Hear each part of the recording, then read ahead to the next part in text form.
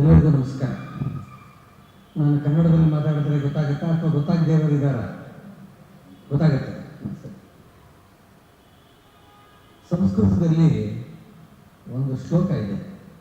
ಆಹಾರ ನಿದ್ರ ಭಯವೇತು ನಂಚ ಸಾಮಾನ್ಯಮೇತತ್ ಪಶುರ್ಭೀನ ರಾಣ ಧರ್ಮೋಹಿ ತೇಷಾಂ ಅಧಿಕೋ ವಿಶೇಷ ಧರ್ಮೇಣ ಹೀನ ಪಶುಭಿ ಸಮಾನ ಅಂತ. ಅಂದರೆ ಆಹಾರ, ನಿದ್ರೆ, ಭಯ ಪಡುವಂಥದ್ದು ಮತ್ತು ನಮ್ಮ ಮುಂದಿನ ಪೀಳಿಗೆನ ನಿರ್ಮಾಣ ಮಾಡುವಂಥದ್ದು, ಇವೆಲ್ಲವೂ ಕೂಡ ಮನುಷ್ಯನಿಗೆ ಮತ್ತು ಪ್ರಾಣಿಗಳಿಗೆ ಸಮಾನವಾಗಿರ್ತಕ್ಕಂಥದ್ದು. ಅದಕ್ಕೋಸ್ಕರವೇ ಬಯಾಲಜಿಯಲ್ಲಿ ಮನುಷ್ಯನಿಗೂ ಕೂಡ ಅವನ ಬಯಾಲಜಿಕಲ್ ಅಂತ ಕರೀತಕ್ಕಂಥದ್ದು.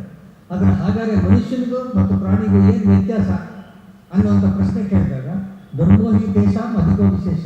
ಧರ್ಮದಿಂದ ಮನುಷ್ಯ ಪ್ರಾಣಿಗಿಂತ ಬೇರೆ ಆಗ್ತಾನೆ. ಧರ್ಮ ಇಲ್ಲದೇ ಇದ್ರೆ ಅವನು ಪಶುವಿ ಸಮಾನ, ಪಶುವಾಗೆ ಕಾಣ್ತೀವಿ ಅಂತ. ಈ ಧರ್ಮ ಅಂದ್ರೆ ಏನು? ನಾವು ಪೂಜೆ ಪುರಸ್ಕಾರ, ಗಂಟೆ ಬಾರಿಸೋದು, ದೇವರಿಗೆ ಮಂಗಳಾರತಿ ಮಾಡೋದು ಒಂದು ಧರ್ಮನ, ಅಥವಾ ಬೇರೆ ಏನಾದರೂ ಇದೆಯಾ? ನಿಜಕ್ಕೂ ಧರ್ಮ ಅಂತ ಹೇಳಿದ್ರೆ ನಮ್ಮ ದೇಶವನ್ನು ಅರ್ಥ ಮಾಡ್ಕೊಳ್ಳೋದು.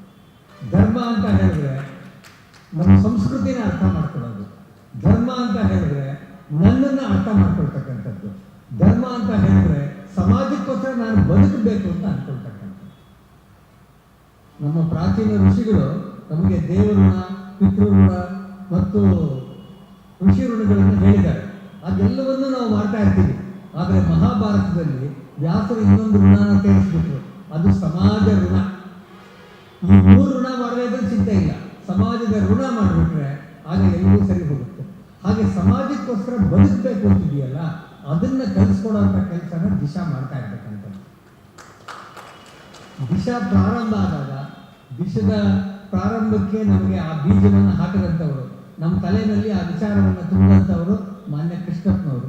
ಜೀವನ ಪೂರ್ತಿ ಸಂಘಕ್ಕೋಸ್ಕರ, ಸಮಾಜಕ್ಕೋಸ್ಕರ ಬದುಕಿದಂಥವ್ರು. ಅವ್ರು ಹೇಳಿದ್ದಾರೆ, ವಿದ್ಯಾರ್ಥಿಗಳು ನಮ್ಮ ಹತ್ರ ಬರೆದಿದ್ರೆ ನಾವೇ ಅವರ ಹತ್ರ ಹೋಗುವಂಥದ್ದು. ಸೊ ಹಾಗಾಗಿ ನಾವು know your country, know your culture, know your self ಇದೆಯಲ್ಲ, ಅದು ಬಹಳ ಮುಖ್ಯವಾಗಿ ಇರ್ತಕ್ಕಂಥದ್ದು. ಆ ಕೆಲಸವನ್ನು ದಿಶಾ ತೆಗೆದುಕೊಂಡಿದೆ. ಅದಕ್ಕೆ ಅನುಗುಣವಾಗಿ ಇರ್ತಕ್ಕಂಥದ್ದು ಮೈ ಭಾರತ್ ಕ್ಯಾಂಪೇನ್.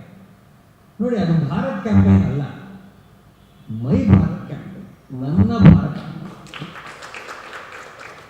ಈ ತಾನೇ ಜೋಶಿಯವರು ಮತ್ತು ಅರವಿಂದರು ಹೇಳಿದಂಥ ಮಾತು ಅದೇನೇ. ಇರೋ ಪ್ರತಿಯೊಂದು ಮಗು ಮನಸ್ಸಿನಲ್ಲೂ ಕೂಡ ಅನ್ನಿಸ್ಬೇಕಾಗಿರ್ತಕ್ಕಂಥದ್ದು, ಇದು ನನ್ನದು, ಇದು ನನ್ನ ಭಾರತ ಅಂತ ಅನ್ನಿಸ್ಬೇಕಾಗಿರ್ತಕ್ಕಂಥದ್ದು. ಅನೇಕ ವರ್ಷದ ಕೆಳಗೆ ನನಗೆ ಇಂಡಿಯನ್ ಆರ್ಮಿಯಲ್ಲಿ, ನಮ್ಮ ಭಾರತೀಯ ಸೈನ್ಯದಲ್ಲಿದ್ದಂಥ ಒಬ್ಬ ಸ್ಪೆಷಲ್ ಕಮಾಂಡರ್ ಸಿಕ್ಕಿದ್ದ. ಅವನ ವಯಸ್ಸು 22. ಅವನು ಇದು ಸ್ಪೆಷಲ್ ಕಮಾಂಡರ್. ಸ್ಪೆಷಲ್ ಕಮಾಂಡ್ ಅಂದರೆ ಅವನೇನು ಟ್ರೈನ್ ಮಾಡಿದೆ ಅಂತ ಹೇಳಿದ್ರೆ, ಅವನು ಒಬ್ಬನ್ನೇ ಎನಿಮಿ ಪ್ರದೇಶದಲ್ಲಿ ಏರ್ಕ್ರಾಫ್ಟಿಂದ ಇಳಿಸ್ಬಿಡ್ತಾರೆ. ಅಂದರೆ ಪಾಕಿಸ್ತಾನದಲ್ಲ ಅವನು ಇಳಿದು ಬಿಡ್ತಾನೆ. ಅಲ್ಲಿ ಏನೇನು ಚಟುವಟಿಕೆ ಮಾಡಬೇಕೋ ಎಲ್ಲ ಮಾಡ್ತಾನೆ. ಅವನು 22 ವರ್ಷ. ಆ ಹುಡುಗನ ನಾನು ಕೇಳಿದೆ, ನಿನಗೆ ಏನು ಇನ್ಸ್ಪಿರೇಷನ್? ಅವನು ಹೇಳಿದ ಮಾತಿದೆಯಲ್ಲ, if I win our tricolour will flutter like anything, if I die my body will be wrapped in tricolour. 22 ವರ್ಷದ ಹುಡುಗ, ಅತ್ಯಂತ ಕಠಿಣವಾದ 5 ವರ್ಷ.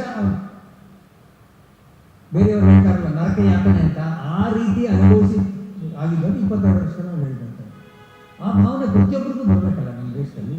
ನಾವು ಸೈನಿಕರಾಗದೇ ಇರ್ಬೋದು, ಆದರೆ ಈ ದೇಶಕ್ಕೋಸ್ಕರ ನಾನೇನಾದರೂ ಮಾಡಬೇಕು, ಈ ಸಮಾಜಕ್ಕೋಸ್ಕರ ನಾನು ಬದುಕಬೇಕು ಅನ್ನೋ ಭಾವನೆ ಬರಬೇಕಲ್ಲ. ಆ ಭಾವನೆಯನ್ನು ಕಲಿಸುವಂಥದ್ದು ಧರ್ಮ.